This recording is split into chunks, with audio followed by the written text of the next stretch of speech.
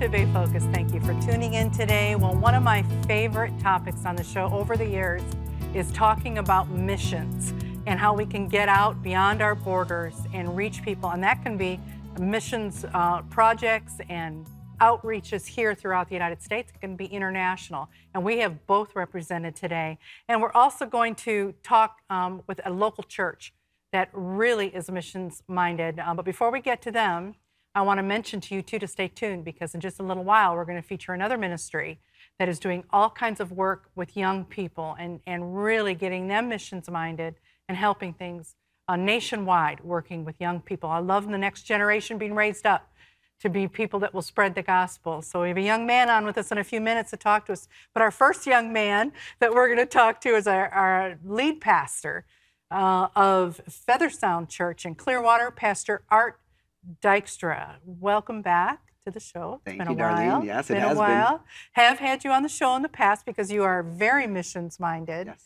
And now in your lead pastor role, years ago when I had you on the show, you were an associate pastor, but now you're a lead pastor, so you really have the opportunity to guide a congregation in being outer directed. Tell us a little bit about Feather Sound Church, where you're located, service times. Sure. Feather Sound Church is a small community church in the northeast of Pinellas County, I guess right before you go across 275, Howard Franklin, in the Feather Sound community, tucked back there by Raymond James. It's a great area. It is beautiful. Yeah. And when do you have services? We have 9 and 11 Sunday mornings, and then Wednesday night at 7 p.m.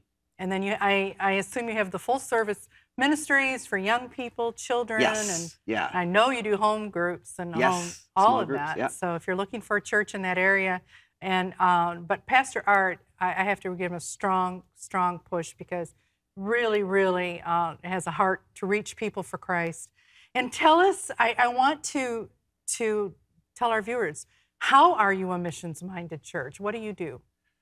Well, as you know, I started in the missions world serving. Yes. I call myself the accidental pastor. I never aspired to be a lead pastor or even a pastor. In fact, I started off in the business world. I have an MBA. Yeah. It was the last thing on my mind, but you know how God has. Just making myself available to whatever he wanted me to do. Ended up down here, and I think every lead pastor should start off as a missions pastor. Yeah. Because that outward element is so critical to what we do. I think about that when I started at Feather Sound, they were getting ready to close the door. There was a close the door date.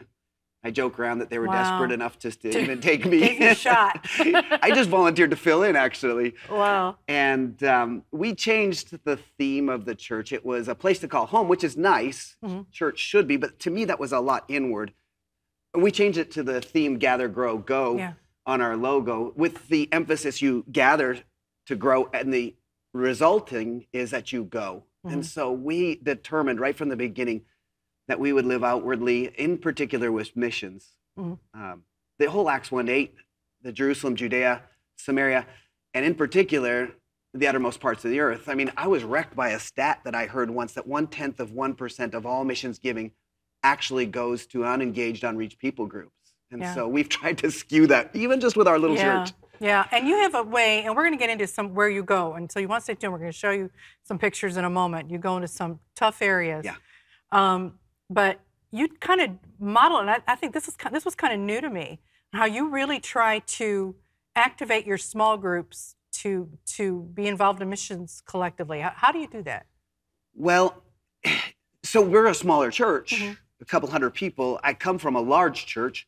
I had a massive budget. Their budget there was almost the same size as my whole church budget. And you could spread yourself out. But when we moved here, we determined to take more of a rifle shot approach in terms of really drum down, nail down, and everyone knows about what we're doing, whether you're in the kids ministry or small group ministry or singles ministry. Every one of our groups knows exactly what we're focusing. And we did that by doing a major missions project. Obviously, we have our regular missions budget. And then we have that advertised, and everyone knows who they are. But then we've taken, and every year we adopt a project, a God-sized, audacious goal. And for a number of years, we really focused on unreached, unengaged people group. In fact, 5 years ago, we just prayed. I took a group of our leaders to a retreat center, and we just prayed, God, would you show us what unreached people group that we could adopt, I guess, through the Joshua Project online, joshuaproject.org. And it just seemed clear that we were to adopt the Kurdish people. I'd never met a Kurdish person. I knew nothing about the Kurdish people. And through that process of praying for them, the pieces just started to fall into place. Now, everyone knows we pray for the Kurdish, and we go and do mission trips to help Kurdish people and to move the gospel into this. Well, let's talk about that, because you also work with a ministry called Reach the Rest. Reach the Rest, yeah. And Reach the Rest and getting into the Kurdish people. We obviously, you know, if you follow world politics and world affairs at all, you know this is the Kurdish people are kind of in different countries. You know, they're in different parts of Iran, Iraq, Syria. Correct. And they don't have, known as Kurdistan, but they don't really have their own independent state, although there's been moves to do that. So how do you partner with an organization like Reach the Rest? What have you done to reach out? And these, we're going to show pictures in a moment, but before we do, explain how you reach them, because it's a little bit of a challenge, isn't it? Because it can be a security risk for them. Oh, absolutely. So as you mentioned, there's roughly 36 million Kurdish people, largest people group without a homeland. Yeah. And primarily those 5 countries that you mentioned, they're all over the world, but largely Muslim, not Arab for the most part, but Muslim in terms of faith. Even the Kurmanji Kurds, one of the people groups within that cluster, there's, I think, 0.4%. That's the largest evangelical Christian group.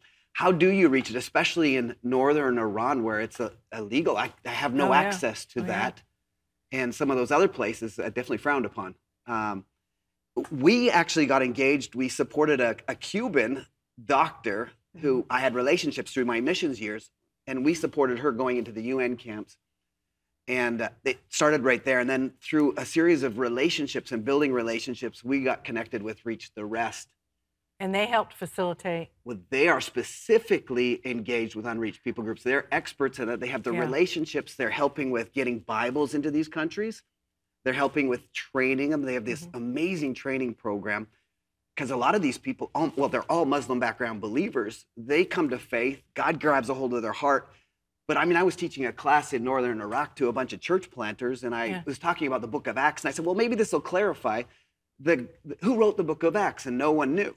Yeah. So I said, well, it's the same person who wrote the book of Luke. Yeah. And no one knew who wrote the book of Luke. It wasn't a trick question.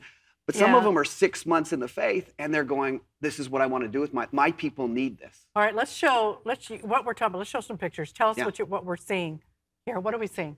Sure. What you're seeing right here, this is one of my favorite pictures. On the left, this is, some of the faces are obscured, but we're eating in a Peshmerga general's home who became a believer within the last year. This is his extended family. We're sitting on the floor, breaking bread with them.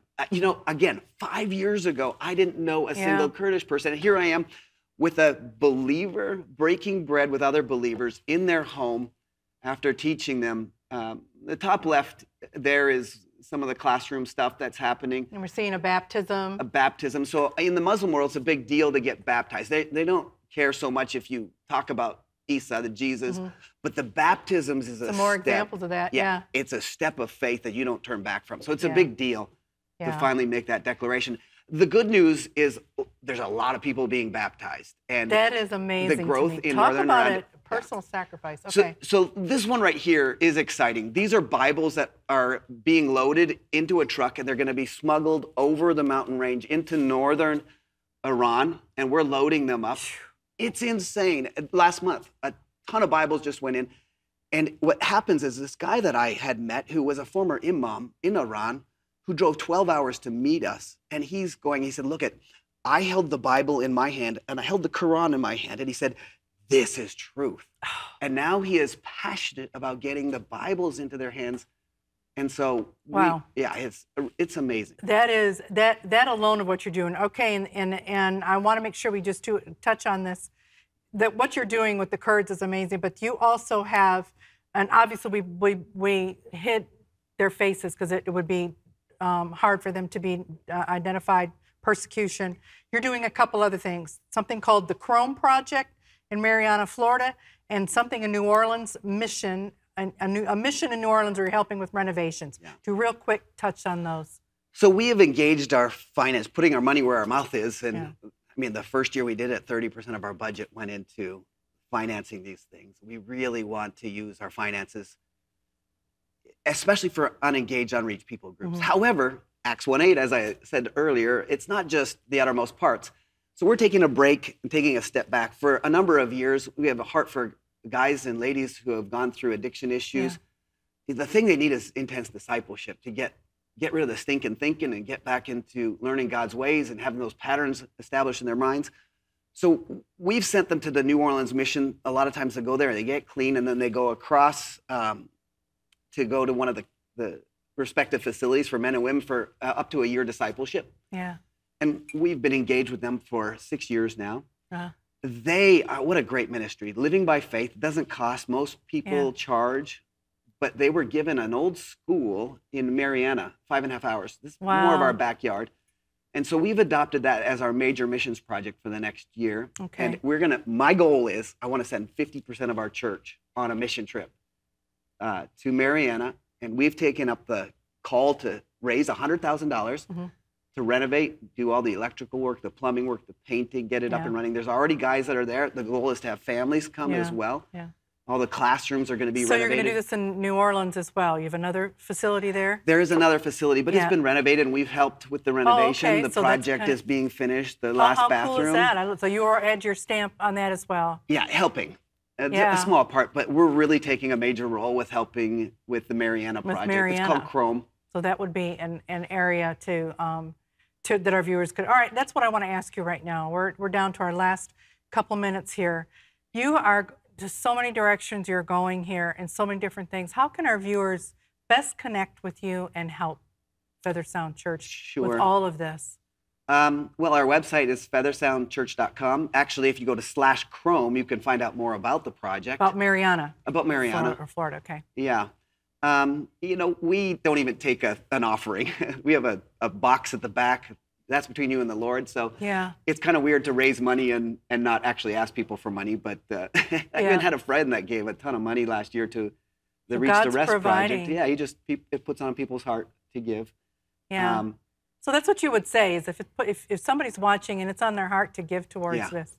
Especially if you have a heart for people going through recovery. What these guys and ladies need is they need discipleship. I mean, God's ways work. Yeah.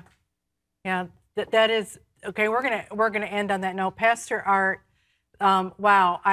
Again, it's been some years since I've had you on, and I hadn't had you on since you were senior pastor, the church, and just to see your heart and passion has not diminished one bit for missions. No. I mean, to see a church take this on as part of what they do, and so passionate about it. And like you said, even the smaller church is going to have a big impact.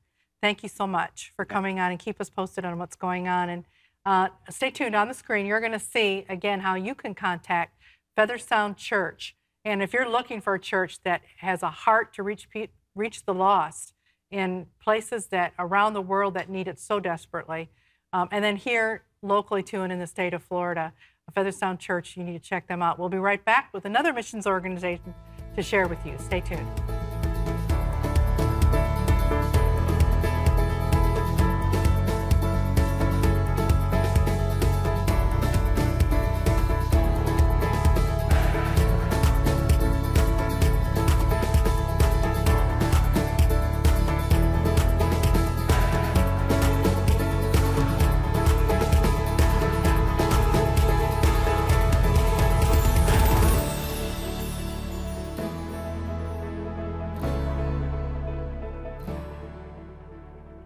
Well, we're back with our missions-themed Bay Focus show, and I'm so excited to have back with us featuring a ministry called Teamwork Missions, and that's exactly what they do, and the executive director is with us, Caleb Saunders. Thank you for being back on the show, Caleb. Yeah, thanks for having me. It's been a while. It's been a few years. It was during the pandemic that you were here. You guys were fully engaged in meeting needs, community needs during that time, even creating masks. I remember that to pass out as ministry. There was just incredible what you do, but you do a whole lot more. Teamwork Missions does a whole lot nationwide, and we want to fly through this and share with our viewers, because you want to see how they are equipping the next generation young people to reach their world with the gospel. Tell us what Teamwork Missions does. You have some definite arms of the ministry. Missions trips, for example, to start with. Yeah, so our primary focus is doing mission trips all over the country. We support and we believe in foreign missions, but our calling's here to the States. And so we want to engage students and individuals to serve right here in the States. Something that was really eye-opening to me was when I started learning that other countries were sending missionaries to the United States. And I was like, wait a second, we're the ones that send missionaries to other countries. And so we want to engage and equip students to live life on mission. And so we have a bunch of different locations in the States. We serve on Indian reservations, big inner cities. We have 10 different locations that we offered for this summer, and we're actually right in the full swing of mission trips right now. And so, and you partner with like local organizations. Let's show some pictures while we're talking about it of these mission trips, for example. Yeah, so like on missions trips, we want to partner with different ministries that we're doing a missions trip. So that may look like a local church, right? So if we reach somebody, we want to get them connected and implemented in a church, not just have that little lasting, plant the seed and then help them grow discipleship in a church. And so we work with different organizations like the Denver Dream Center, or we work with different ministries that help ladies and children getting out of sex trafficking. We work with different ministries all over the countries, and we just want to shine the light of Christ. Yeah, okay. And while we're talking about that, we have, because these missions trips falls under also two areas, outreach events. We have more pictures of the outreach events as well. So explain that. Yeah, so when we're not on a mission trip, we still want to have a presence and we still want to reach people with the gospel. And so we do outreach events. Those look a lot of different ways. You'll see some pictures there. We're working with the Nashville Rescue Mission. And so we put on a trunk or treat for essentially homeless children. And we got to hand out some candy to them, love up on them, but then tell them the story of Jesus. We get to do things with police stations, fire stations. Yeah, I think that's one of the coolest things you do. Yeah, we get to go in and thank them for what they do, and then share scripture like John 15, where it says, no greater love than someone being willing to lay down their life for a friend. And they do that each and every shift they're in, the fire stations or police officers. And so we just want to thank them, but always turn back and present the gospel and share Jesus. And then another arm of what you do is called Christian Heritage and History Trips. What are those, and what's the purpose of that? Yeah, so our Christian Heritage and History Trips we do in Boston, Philly, and D.C. And it's just a history trip through a Christian worldview. If you keep up with news at all, there's a lot of things being swept under the rug about our country. And our country being, built on biblical principles, right? A lot of people go to Philadelphia, they pass by this Liberty Bell, and they don't even realize that it says Leviticus 25:10 on there. Proclaim liberty throughout all the land.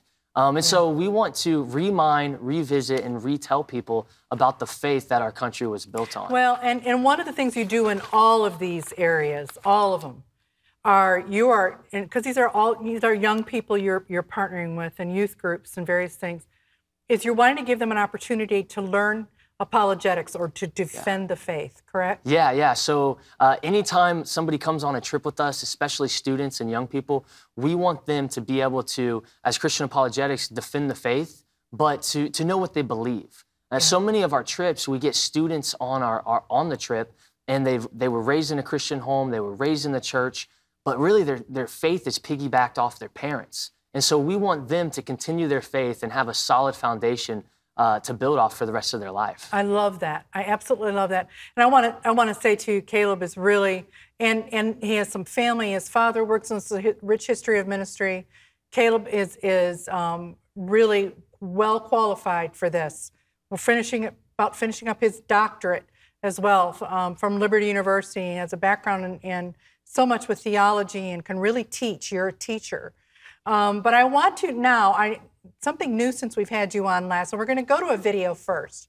God has blessed Teamwork Missions with a retreat center in Tennessee.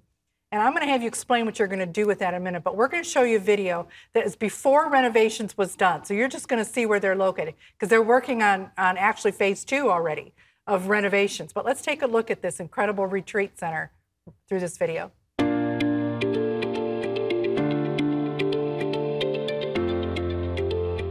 Catch a glimpse of our vision for our Teamwork Missions Retreat Center. Renovations and updates are beginning.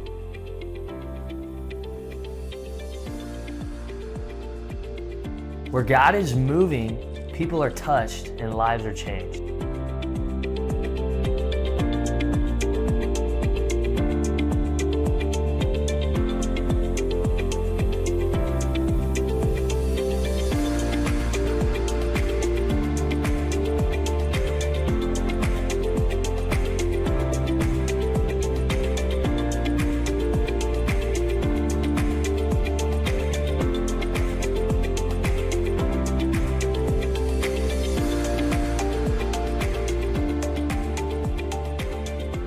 Get involved and make a difference by partnering with us. Phase 1 will begin with remodel and repair.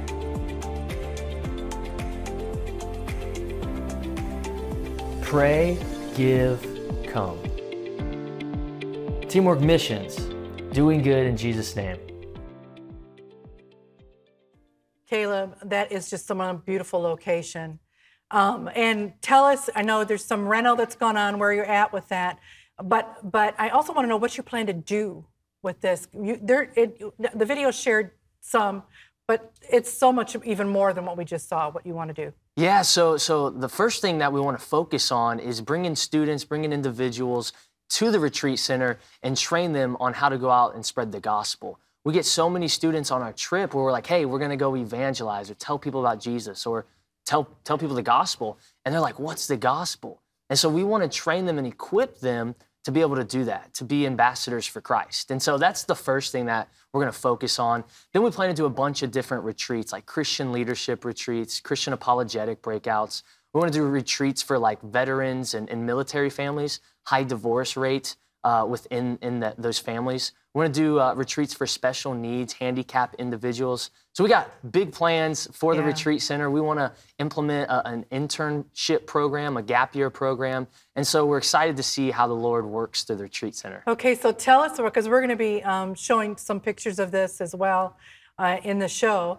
But where are you at with renovation? That was an older, when you saw it in the video, it's older and needed work. Yeah. So as we say in the world of DIY, a fixer-upper. Yeah. So you've really been busy working at that. Yes, ma'am. It's been very awesome to see how the Lord worked through it so far. So people to help. Yeah. So phase 1 we've completed, and that was remodeling the entire bunkhouse, and we couldn't have done it without another ministry, CWE Missions. They came in and helped us completely redo that whole building. New roof, moved around the bathrooms, got AC and heat in there. And so the bunkhouse, phase 1's completed. But now we're working into phase 2 and transitioning into that. And so we're raising funds for that. And we're going to focus on the chapel building that you saw in the video and the dining hall. And so that's the phase that we're in, fixing it up right now. Yeah, okay. So in talking about that, what is the best way that our viewers can help you? Is that your emphasis right now with Teamwork Missions? Everything you're doing requires funding, requires everything. So how can viewers help you with this? Yeah. Ministry takes funds. And so right now we are in that phase 2, like I mentioned. So that's what we're raising funds for, to get funds and implement it and push it into that phase 2, rebuilding the chapel and the dining hall. And so what's the best way? Just go to your website? Yeah, go to our website. There's a donate tab on our website. You click on that and you can donate right there, teamworkmissions.com. And if you want to reach out, you can hit our email up, teamworkmissions@gmail.com. Yeah, we're going to show all that again on the screen in just a minute, so how you can contact. And if there's a pastor or a youth pastor or somebody watching too, can they connect with you to get? It's predominantly young people who goes on all these different trips with you. Yes, ma'am. Yeah, we do mission trips for all ages. You do. But okay. The most mission trips and the people that come on them are young people, high school age, college age. And so they can reach out to us and we'll find a location that fits their group the best, and we'll get them on a mission trip. Okay, but if a family wants to go on one, they can as well. Yeah, is what that's saying. becoming more popular is family mission trips, where you got different generations serving together. Yeah. And so, yes, ma'am, we do those as well. Yeah, I love that. Okay, and in closing out here a little bit, I want you to I'm throwing you this. I didn't give you advance notice on this, but I don't think you'll have a problem answering. What is there a particular story or a lives change? You've had so many go on these trips, and people you interact with. What have you seen the most? How do people come out of these trips? How do they come out? What is it life changing? Yeah. So the whole goal is that a student or a person that comes on a mission trip leaves, and not only leaves that serving, that fire that they saw on the trip, but take that back home to their community, take that back home to their school, wherever they're at. Barna Research did a study that said if a student goes on a missions trip in high school, they're 80% more likely to continue their faith through college and the rest of their life. And so it's got a huge impact. Okay, that's a great way to end it. I want to thank you so much, Caleb. I mean, this is great having you back. Keep us posted. You have a presence in Tennessee and in Florida now, and all parts in between and everywhere. So, and I want to encourage you to support Teamwork Missions. We're going to put on the screen again how you can contact them and stay connected with them. I just love what they are doing to reach people for Christ. So stay tuned. We'll be right back with more of Bay Focus.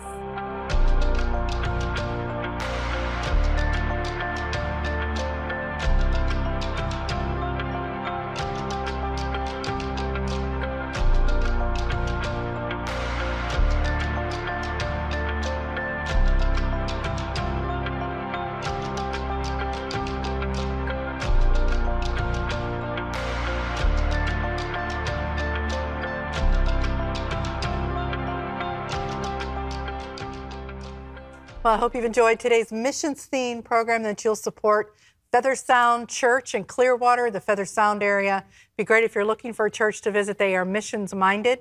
You want to do that. And then also Teamwork Missions here in both presence in Tennessee with their incredible retreat center that they're building and all the trips that they do. But they're also very active in the state of Florida and beyond. So you really want to connect with them. And thank you for tuning in. Connect with me and those of us here working on the Bay Focus Show. We want to hear from you. We will see you next week. May God richly bless you.